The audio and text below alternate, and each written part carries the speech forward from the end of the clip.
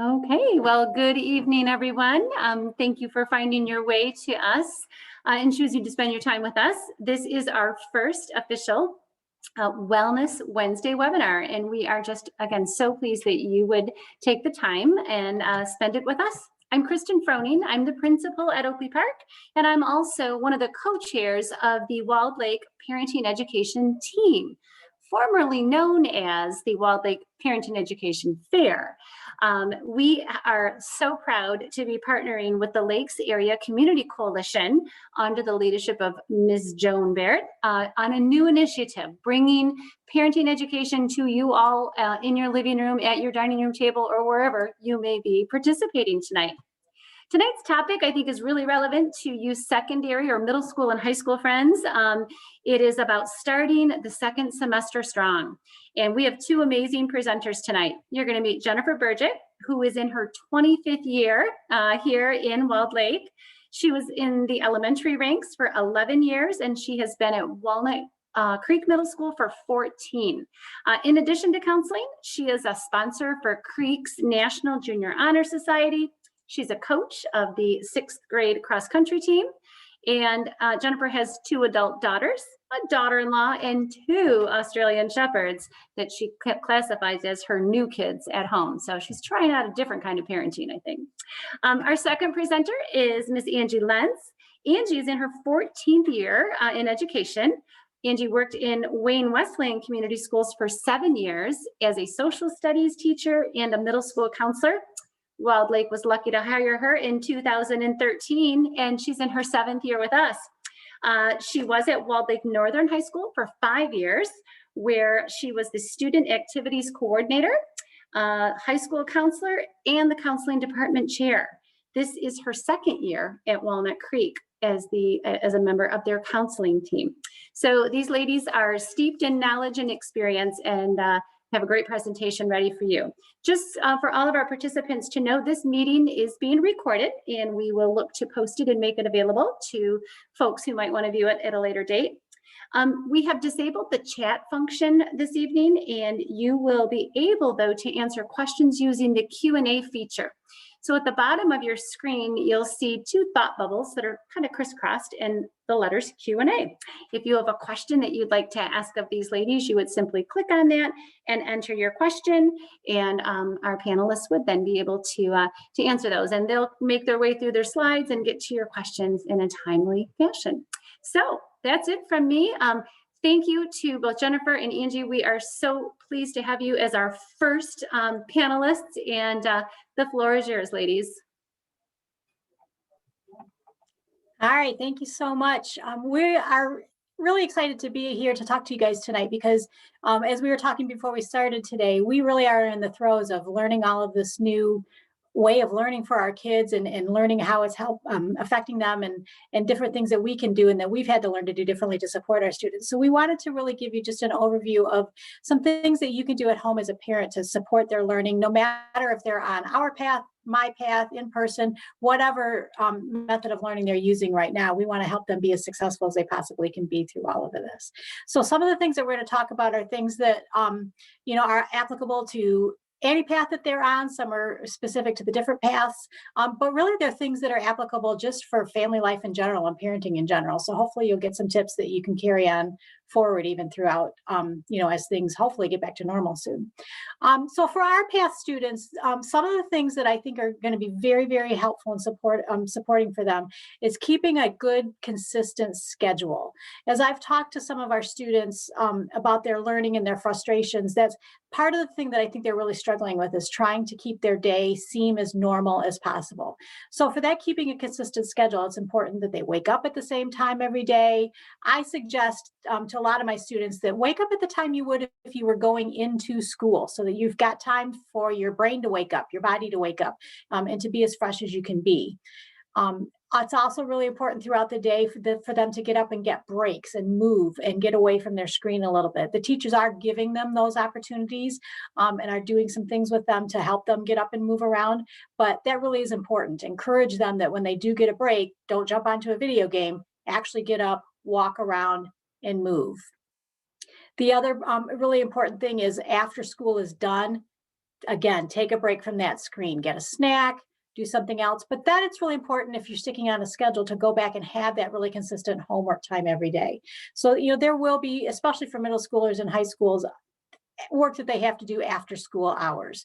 So have them take a break, but do make sure that they're staying on a consistent schedule to get back to that.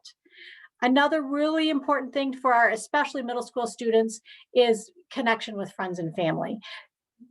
Developmentally, being social is just so important for middle school students, and that's something that they have really missed out on in the past 10, 11 months that we've been out of school. So any ways that you can find to help them connect with their friends and family through FaceTime, video games, we are even encouraging a little bit.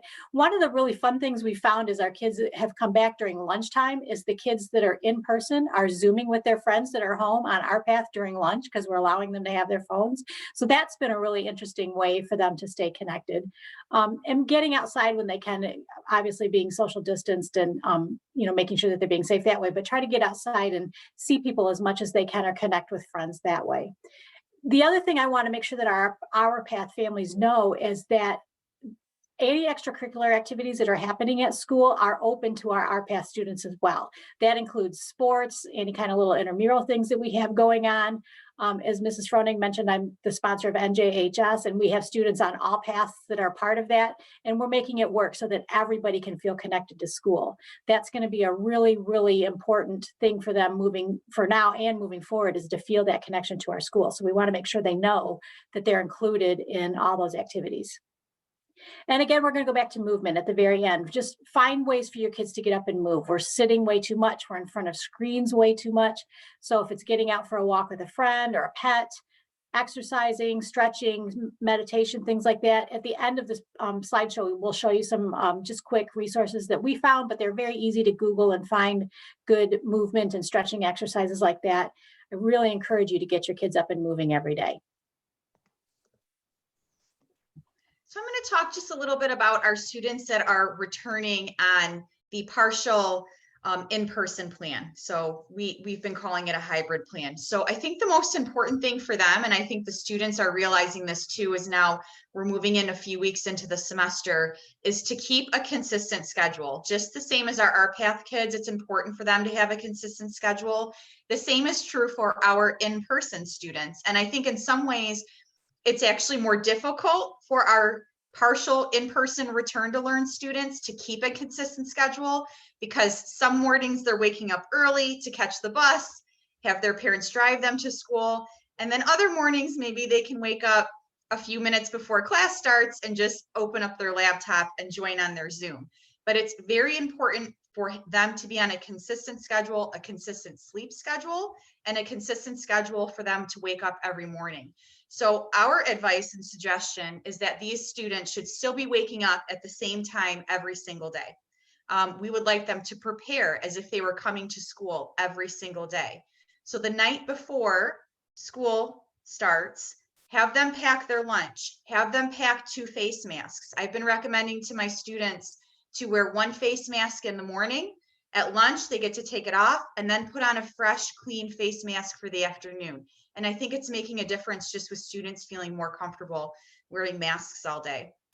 The second and very important thing is for them to bring a water bottle. All of our drinking fountains, the traditional drinking fountains are closed, but we do have the fountains where you can hold up the water bottle and it just fills it. So it's a no touch. So it's very important for them to bring something to drink during the day.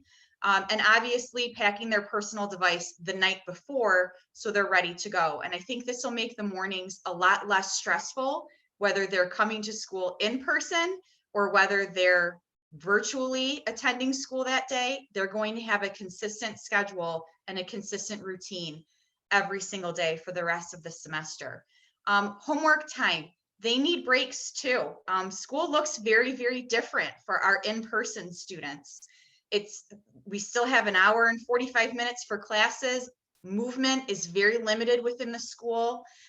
They're not allowed to use the restrooms during passing time. They haven't been allowed to go outside during lunches and get up and move the way that they're used to. So we still want our in-person students to have a 30-minute break when they get home from school, have them eat a snack, and then complete some homework during their scheduled time.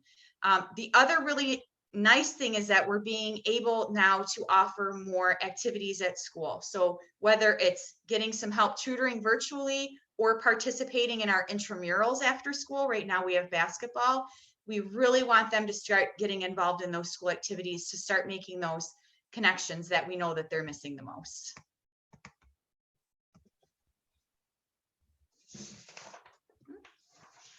Okay, so some things we want to think of that will help all of our students no matter what. These are sort of just, general good school tips that are helpful no matter what plan you're on.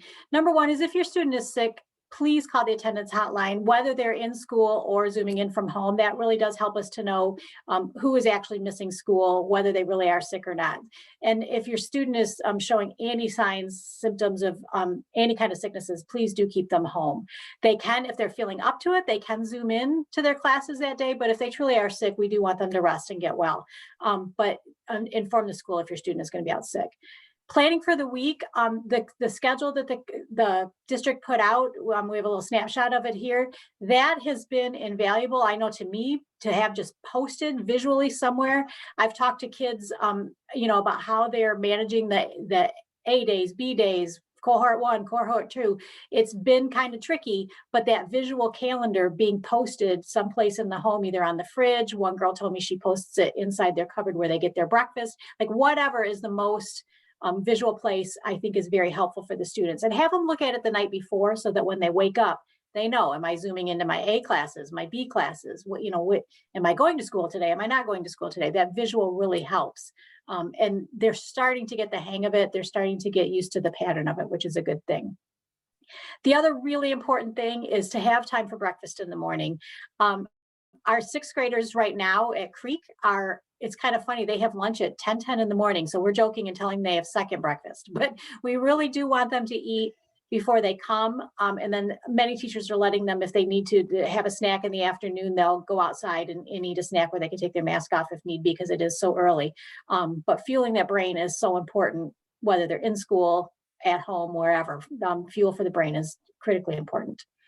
And then the other important thing to remember is, the kids are just like us as adults. They're going to have good days. They're going to have bad days. So it's really important to give them time to talk about their school day when they get home, ask them what was good. I, as a counselor, focus very much on the positives with our students. So even though this has been trying and it's challenging and people are learning how to do things in new ways, and some things we're deciding are working out great and some things we're deciding to do are not working out great, but I'm always trying to challenge them to look at, okay, what's the positive I can gain out of this? This was a bad day, but what did I learn from it? What can I do differently to make my day better tomorrow? So have those times and those conversations with them in the evening and really help them to try to stretch and see that, they are working hard, they're doing the best that they can, and there is good even in those bad days. So something else that's really important is for you to do something fun together with your student. I know it's hard sometimes to take a step back because we've been so engrossed in this for the last 11 months. And I think as adults, it's been very stressful for us, but we have to keep in mind some of our students are 11, 12 years old. Some of them are juniors, some of them are seniors, and this is their senior year in high school. So some of the stresses that we've been feeling is going to be similar to our students, but in many ways, it's very, very different. I know at the beginning, it was a shell shock. We didn't really even know what was happening in March and in April, but now that some time has gone by, Jen and I really feel like this is the time to take a little bit of a step back and to do some reflection. It's funny, we were even joking before our presentation saying that, wow, 11 months have gone by, and it certainly doesn't feel like 11 months. Some of the days felt really long, but to look back and say, we've been doing this for 11 months, sometimes it feels like it's only been a couple weeks. So we think it's really important for you to do something fun together with your student. And depending on your family dynamic, this is going to look a little bit different for all of you. Ask your student, what would they like to do? What's something that they're really missing? Create a list of 3 things that they're missing the most and try to find a creative way to do that together as a family. For example, maybe they're really missing going out to eat. I know restaurants just opened at 25% capacity. Some people will feel comfortable going out. Some people will not. And that is going to depend upon your family dynamics. So if you're one of the families that don't feel comfortable going out to eat, it's okay to tell your student, all right, well, let's do something fun here at home. Let's plan a meal together. Let them choose what the meal is. Let them go grocery shopping with you. Let them order the items online through Target or Meijer or Kroger, and let them go with you to pick those up. Let them cook with you. This is such a great opportunity to teach your student how to cook, how to safely cut things, and make it fun and make it enjoyable for them. Have a dessert, make a dessert with the meal, and then watch a movie together as a family and let them pick the movie. The more involved they are with these types of things, the more excited they're going to get. And at the same time, you're making a wonderful memory. And I know it's hard sometimes to take a step back, but in the very near future, we're not going to have this time again with our students. And I hope for every single parent and every single student, when we're looking back on this, in a year from now, 5 years, 10 years, 20 years, that we can say it was very stressful, very nerve-wracking, but also remember some of those amazing memories that you were able to make together that otherwise probably would have never happened.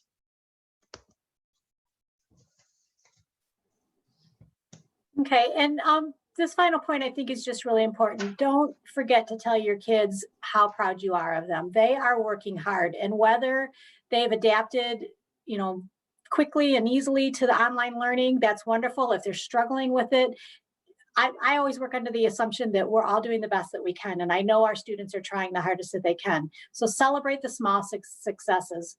Celebrate, you know, the little efforts that they've made. And don't forget to tell them that how proud of you I am for keeping at it. They're working at it. They're working hard. They've adapted. And those are all good things. It was interesting, right? I was thinking about this the other day, right when school was closing, that very last day we had last year in March when we knew it was going to shut down. We actually had a meeting with our NJHS students that day. And one of the girls was saying that she had been talking to her dad about, like, when she, you know, is 20, 30, 40 years from now, when she has kids of her own or even grandkids, and like, well, what did you do during the pandemic? And, you know, they were having those kind of like joking conversations thinking we'd be back to school in 4 weeks. And here we are 11 months later. So talk with them about those things. What are the memories? What are the positives they're going to take out of those things? We want to be proud of how we handled ourselves. We want to be proud of how we treated each other. I think that's so important. And just really just praise your kids and give them as much support as they can, because they're working hard. This world is different for them, but it's their world, and we've adapted and tried to make it the best that we can. Mm-hmm. In many ways, I think we've asked, especially our middle school students, to do things we never thought we would ask them to do at 11 or 12 or 13 years old. So a lot of parents have had to work. And so we've had our 6th and 7th graders home alone all day, being responsible to get up on time, Zoom into their class, make themselves lunch, stay focused on class, do their homework. Probably a year from now, we would have never expected to ask our 6th or 7th graders to do something like that on their own and to take on that responsibility. I mean, really, we're usually talking to high school students about owning those and really thinking about how is this going to affect you when you're becoming an adult. So in many ways, our students have had to grow up very, very quickly. And I think it's really important for them to hear that from you as a parent, as a grandparent, as an aunt, as an uncle. They need to hear those words of encouragement. And there's no better time than right now to let them know, absolutely, we've had our struggles, but how they've handled themselves, how they've grown up overnight, much quicker than probably we would have ever wanted them to. It's really something to be proud of.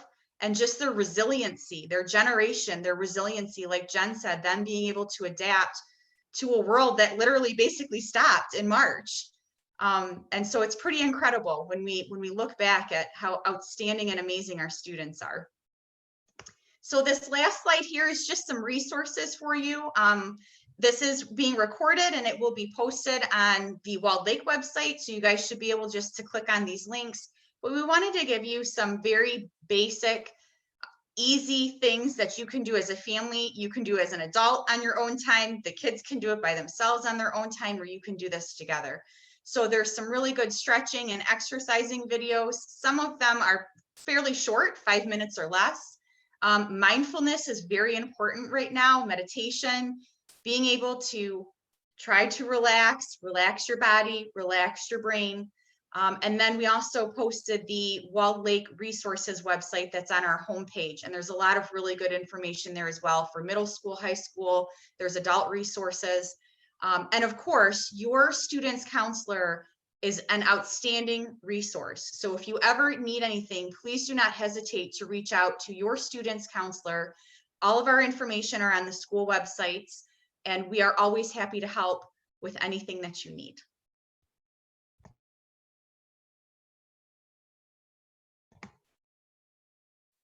So, Ms. Froning, do you see anything in the Q&A? Hello. I don't see any, but just participants, those of you that you have a question on your mind, we've got some time here. This is scheduled to run till 7, so these ladies would be happy to answer questions if you have them. As I mentioned, this is being recorded and we'll upload it, and so we'll be sure that these resources are also made available, so you can link right into those too.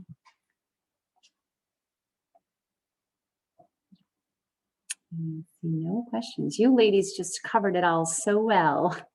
I do appreciate it. We have a nice handful of people on this evening. I'll give a shameless plug that you would all tell a friend to keep an eye out for the topics of our future wellness webinars, Wednesday webinars, lots of W's.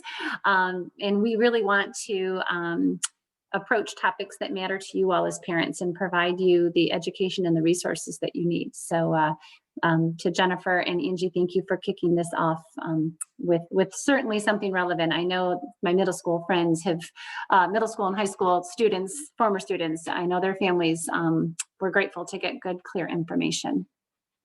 We do have a little bit of feedback.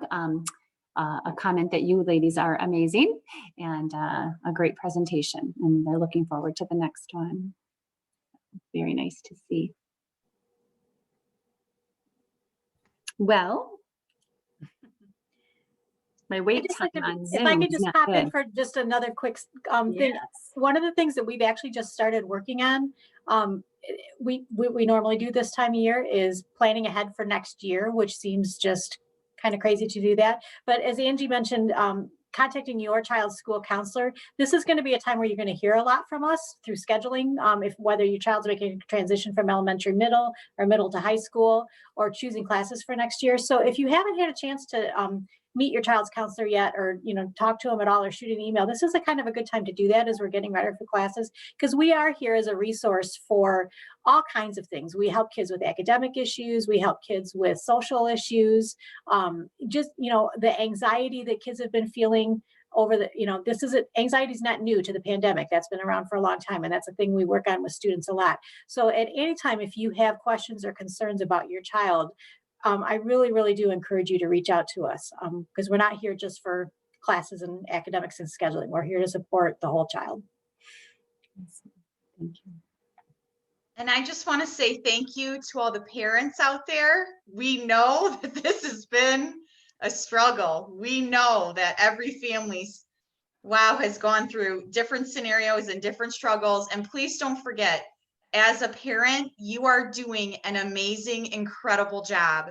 And it might not feel like it some days, but you are doing the best that you can do. And when this is all over, just like we want our kids to reflect in 20 years from now, we want them to think, yes, we did the best we could. Please know, we see you parents, and we know that you're doing the best that you can do every single day. And that's all anybody can ask of you. So thank you for all the support that you're providing to your students at home. We know it hasn't been easy, but you are incredible. We did have one question, just double checking that it would be available online, and I was going to type, but I'm sure Ms. Evola, and I think Judy Evola is on the call this evening. She will make it available in her weekly update to parents, as she brings so many resources to you all. And then we'll also be looking, working to find a place to bookmark tonight's webinar, as well as all the future webinars, so you all can have reference to those as well. So thank you for that question. And yes, absolutely, the recording will be available.